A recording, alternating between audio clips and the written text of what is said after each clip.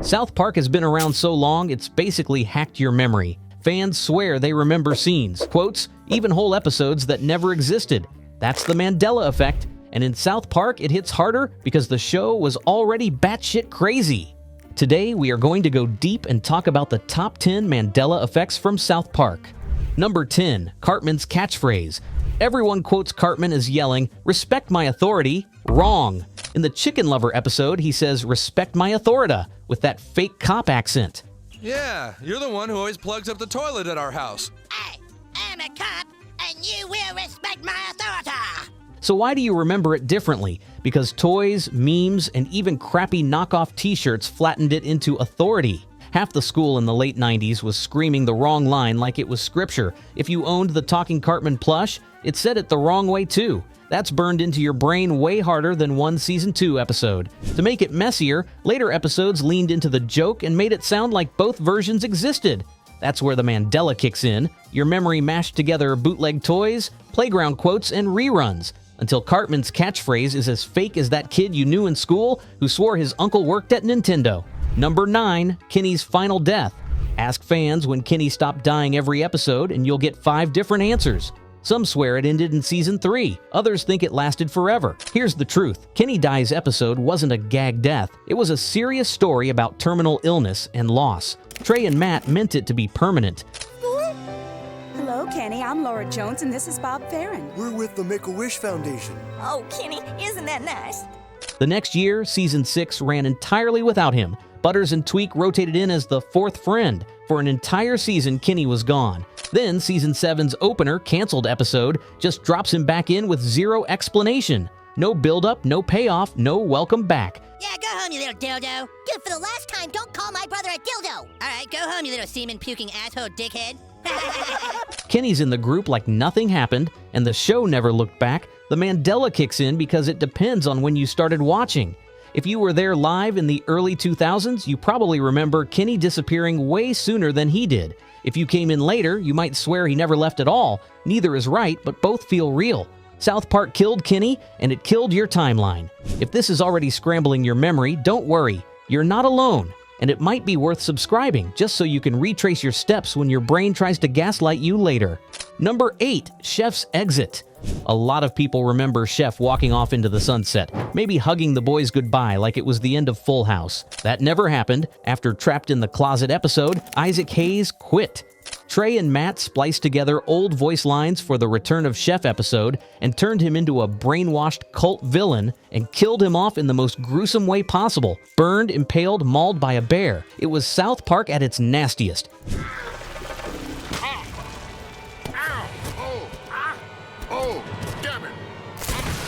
The fake happy ending memory? That's nostalgia doing cleanup. Nobody wanted to remember Chef, the coolest adult on the show, going out like he was in Chef didn't walk into the sunset.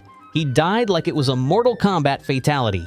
Fans invented a softer exit because the real one felt wrong. And in the end, I know that somewhere out there, there's the good part of Chef that's still alive in us all.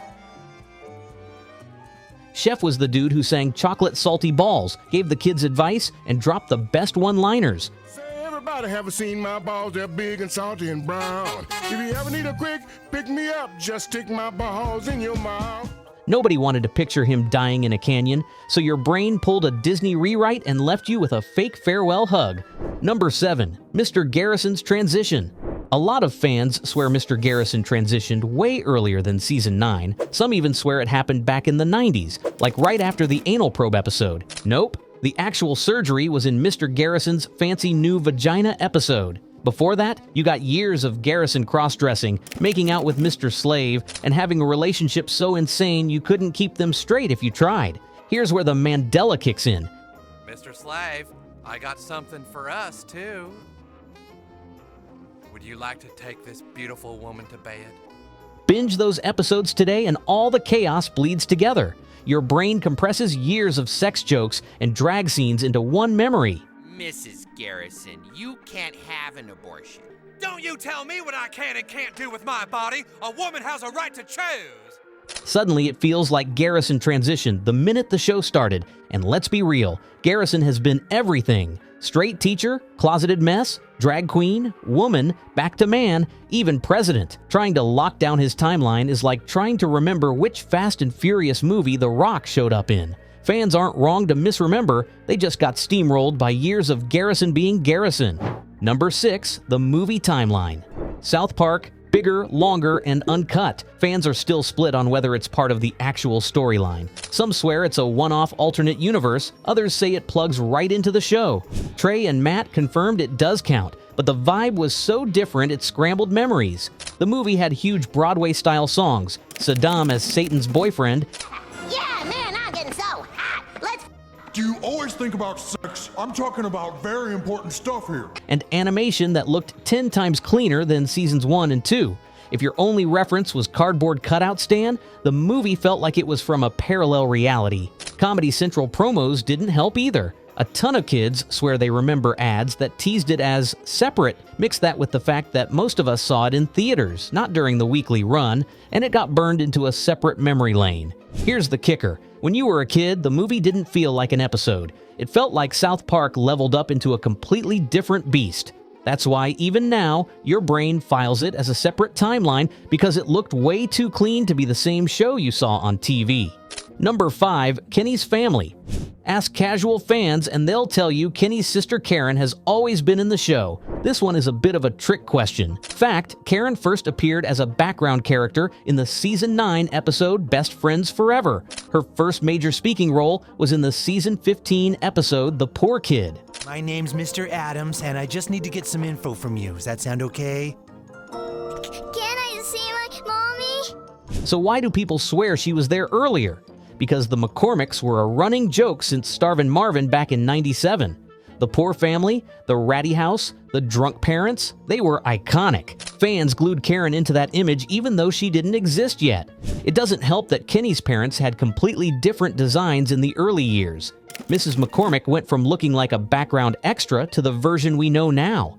With all those changes, fans blended Karen into the old seasons. Some people even remember Karen comforting Kenny during the Kenny Dies storyline in Season 5. That never happened, but it feels like it should have, which is how the Mandela messes with you. Your brain gave Kenny more family than the writers did.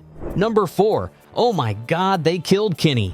Every fan thinks Stan and Kyle screamed this line in every single early episode. Not quite. It's there in Cartman Gets an Anal Probe episode, and it's there in the Volcano episode. But not every single Kenny death said that line. Some episodes skipped it entirely or swapped in different reactions. By Season 5, the joke was already being phased out. Oh my God, I killed Kenny! That does it! I'm gonna get Scott Tenorman by the drum! So why does everyone swear it was constant? Because real life filled in the blanks. Kids shouted it nonstop at recess, on the school bus, in Xbox Live lobbies, everywhere. You heard it more from your friends than from the show itself.